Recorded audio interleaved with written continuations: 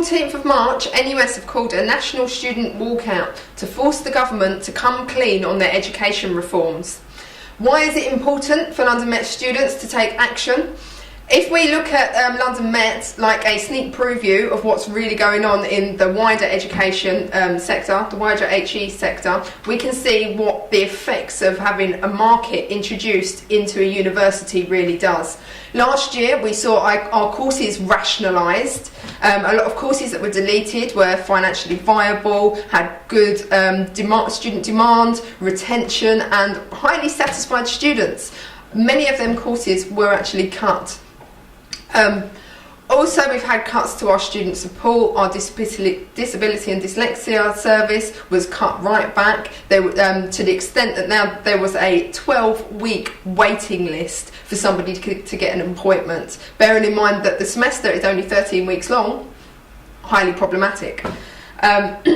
Also, what has happened at London Met is the faculties have been separated and are now exist mainly on their own. They have the decision-making powers. They have and they have complete responsibility over their own budget.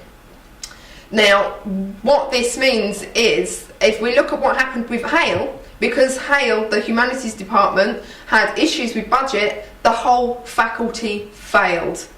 The remainder of the faculty was absorbed into another faculty, but now the majority of our humanities no longer exist at London Met. We also have the scenario where we will have rich faculties and poor faculties. So if a faculty is doing poorly, the students, well, financially poorly, the students in that faculty will have huge class sizes. They will have restricted access to resources, whereas in other departments, the departments that we have charged £9,000 a year for the fees, them departments will be very affluent departments. They will have lots of resources. They will have 24-hour buildings. The students in that department, for example, the Dean has just given some students thousands of pounds to set up their own student societies so they can have a more vibrant student life in those departments. So we will see a tiered system within our own institution. So it is highly important that students do take action. However, when I'm not going to encourage students to take action without telling them the implications of that. I did go to the Vice-Chancellor and request that students will not be academically penalised if they do choose to walk out on the 14th. The Vice-Chancellor verbally agreed and said that yes, that should be the case. And I was to confirm in writing. However, his executive officer has responded to me and said that no, that won't be the case.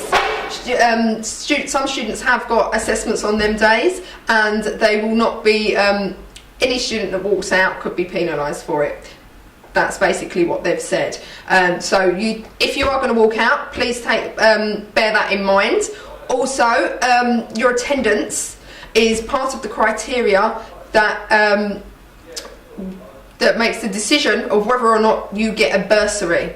So if your attendance is poor and you choose to walk out, this could have implications on your bursary as well. So at a time where students need to take action and students need to stand up and say, no, this is wrong, our university is unhelpfully making it harder for our students to challenge the government.